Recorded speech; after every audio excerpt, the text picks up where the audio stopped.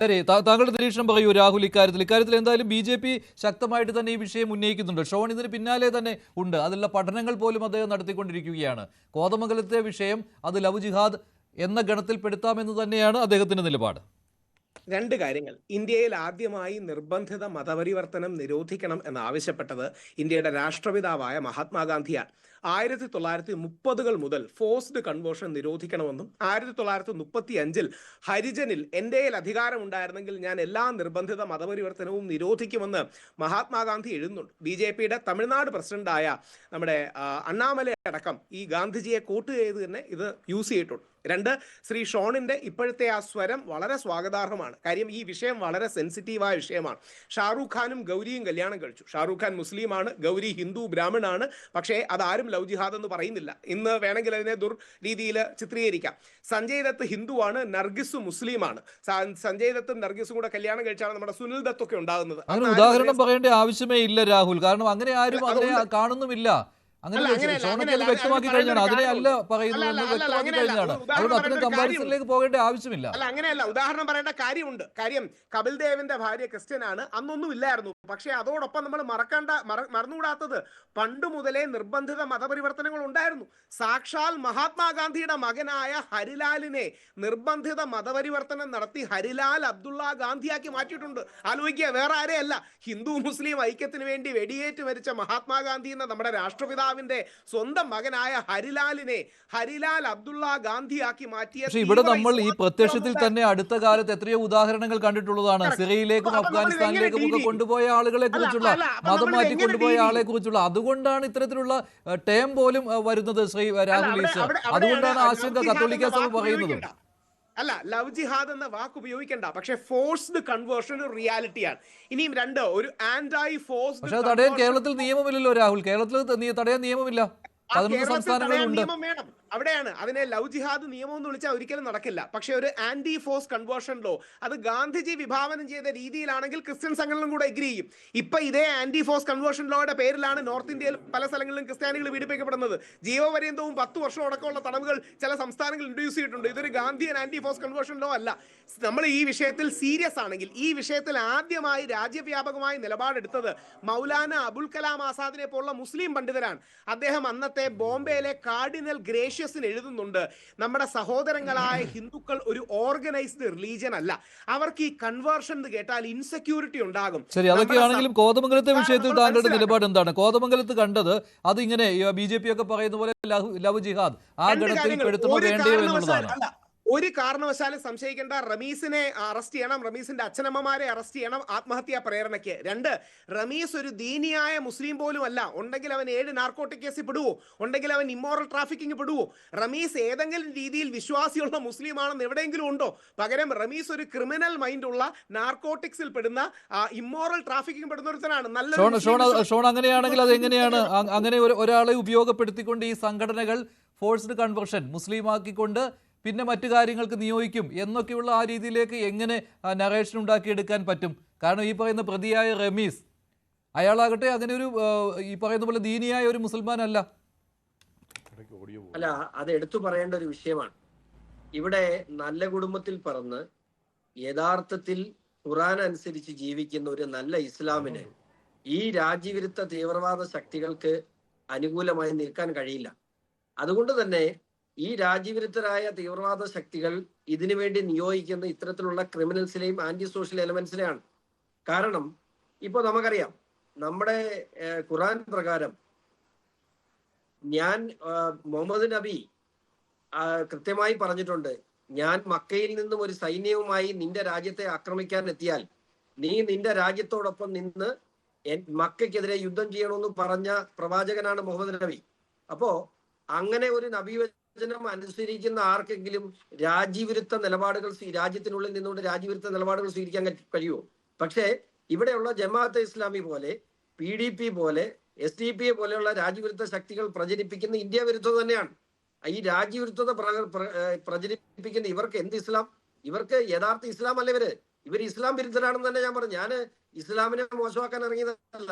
പക്ഷേ ഈ ഇവിടെ നടക്കുന്ന ഇത്തരം പ്രവണതകൾക്ക് ചൂട്ടുപിടിക്കുന്ന, അല്ലെങ്കിൽ ഇതിനെയൊക്കെ ഇത്തരം കാര്യങ്ങൾക്ക് രാഷ്ട്രീയ സംരക്ഷണം നൽകുന്ന നിലപാടാണ് ഇവിടെ കോൺഗ്രസും CPM-ഉം നടക്കുന്നത്. ഞാൻ ഒരു ഉദാഹരണം ചോദിക്കട്ടെ. മുസ്ലിം ലീഗ് ഘടകകക്ഷിയായി കൂടെ ഉള്ളപ്പോ എന്തിനാണ് നിലമ്പൂർ ജമാഅത്തെ ഇസ്ലാമിയുടെ പിന്തുണ കോൺഗ്രസ് സ്വീകരിച്ചത്? അത് നമ്മൾ പറയണ്ടേ, അത് ചർച്ച ചെയ്യണ്ടേ? അത് എന്താ മുസ്ലിം ലീഗിന് തീവ്രത കുറവ്? എന്താ പ്രശ്നം? മുസ്ലിം ലീഗിന് തീവ്രത കുറവാണ്. അല്ലാതെ മുസ്ലിം സമുദായത്തിൽ നിന്നും ആളുകൾ കൂടെ ഇല്ലാഞ്ഞിട്ടോ മുസ്ലിം സമുദായത്തിന്റെ അല്ല. അന്നെങ്കിൽ ലീഗിനെ തള്ളിപ്പറയാൻ കോൺഗ്രസ് തയ്യാറാകണം. അപ്പോ LDF എന്ത് ചെയ്തു? ആകെപ്പാടെ നിലമ്പൂർ 25 വോട്ട് തികച്ചെടുക്കാനില്ലാത്ത PDPയുടെ പിന്തുണ മേടിച്ചു. PDPയുടെ പിന്തുണ മേടിച്ച് പ്രഖ്യാപിച്ചിട്ട് ഞാൻ ഇപ്പോഴും ഓർക്കുന്നത്, ഈരാറ്റുപേട്ടയിൽ നിന്നും PDPയുടെ 3 പ്രവർത്തകർ അവിടെ നിന്ന് PDPയുടെ കൊടിയും പിടിച്ച് കലാശക്കൂട്ടിൽ നിന്ന്. കാരണം അവിടെ ആളില്ല. പക്ഷെ LDF അതുവഴി കൊടുത്ത മെസ്സേജ് എന്താണ്? നിങ്ങൾക്ക് മാത്രമല്ല ഞങ്ങൾക്കും തീവ്രവാദ ബന്ധമുണ്ട് എന്ന് ജനങ്ങളോട് പറയാണ്. എന്നിട്ട് ഈ രാജ്യത്തുള്ള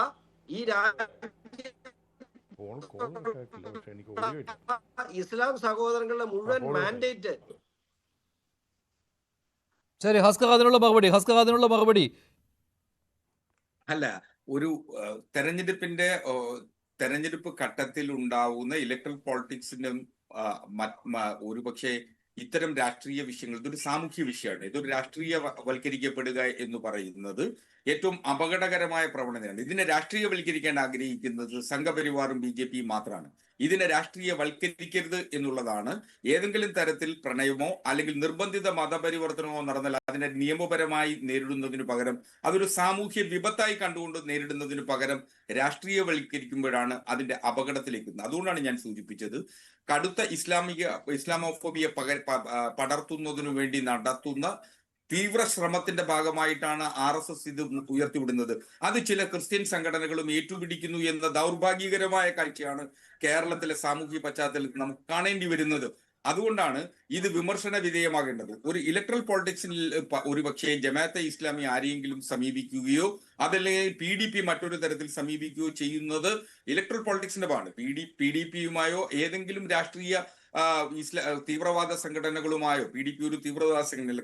കാരണം കഴിഞ്ഞ കുറെ നാളുകളായി കേരളത്തിൽ PDPയുടെ രാഷ്ട്രീയ നിലപാട്, രാഷ്ട്രീയ സാഹചര്യം എന്ന് പറയുന്നത് മറ്റൊരർത്ഥത്തിൽ വേണം വിലയിരുത്തുവാൻ. അപ്പൊ ആ അർത്ഥത്തിൽ വിലയിരുത്തുമ്പോൾ PDP ഇടതുപക്ഷത്തെ പിന്തുണയ്ക്കുന്നത് എന്തുകൊണ്ട്? ഒരുപക്ഷെ നിലമ്പൂരിൽ അവർക്ക് തുലവും രാഷ്ട്രീയമായി സ്വാധീനം കുറവുള്ള ഒരു മണ്ഡലം കൂടിയാണ്.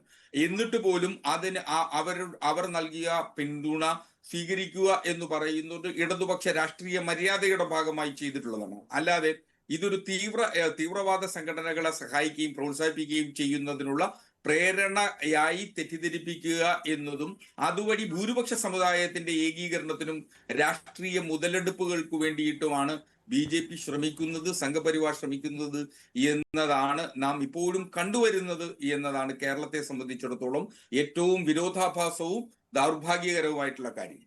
ശരി, ശ്രീ ജോസ് കുട്ടി ഒഴികയിൽ ഇക്കാര്യത്തിൽ ഇടത് വലത് മുന്നണികളുടെ പ്രതികരണം വന്നിട്ടില്ല. അവർ അതിനെ ആ രീതിയിൽ കാണുന്നില്ല. ഇതൊരു ലവ് ജിഹാദോ ഇത് പ്രണയം നടിച്ച് മുസ്ലിമാക്കി മറ്റു കാര്യങ്ങൾക്ക് നിയോഗിക്കുന്നതിന് വേണ്ടിയുള്ള ശ്രമമോ ആയിരുന്നുവെന്ന നിലപാടിലേക്ക് വന്നിട്ടില്ല.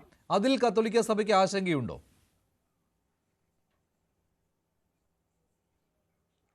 അല്ല, ഇതിൽ രണ്ട് കാര്യങ്ങൾ വളരെ പ്രധാനമായിട്ട് എടുത്തു പറയാനായിട്ടുണ്ട്. അതിലൊന്ന്, ഹസ്കർ വളരെ ലളിതവൽക്കരിച്ച് ഇതിനെ നിസ്സാരവൽക്കരിക്കുന്ന ഒരു സമീപനമാണ് എടുത്തിരിക്കുന്നത്. തെറ്റിദ്ധരിപ്പിക്കുന്ന പ്രസ്താവന അദ്ദേഹം നടത്തിയിട്ടുണ്ട്.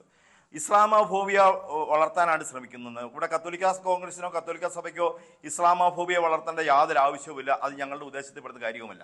അതുപോലെ കത്തോലിക്ക സഭയോ കത്തോലിക്ക കോൺഗ്രസോ RSSന്റെ ആദർശങ്ങൾ അനുസരിച്ച് പോകുന്നവരോ RSS പറയുന്നത് കേട്ടുകൊണ്ട് പ്രവർത്തിക്കുന്നവരോ അല്ല. കാര്യങ്ങളെ സംബന്ധിച്ച് മനസ്സിലാക്കാനും പഠിക്കാനും ആവശ്യമായ സംവിധാനങ്ങളും കരുത്തും ഞങ്ങൾക്കുണ്ട്. അതനുസരിച്ച് നമ്മൾ കണ്ടെത്തുന്ന കാര്യങ്ങളാണ് അതനുസരിച്ച് പറയുന്നത്.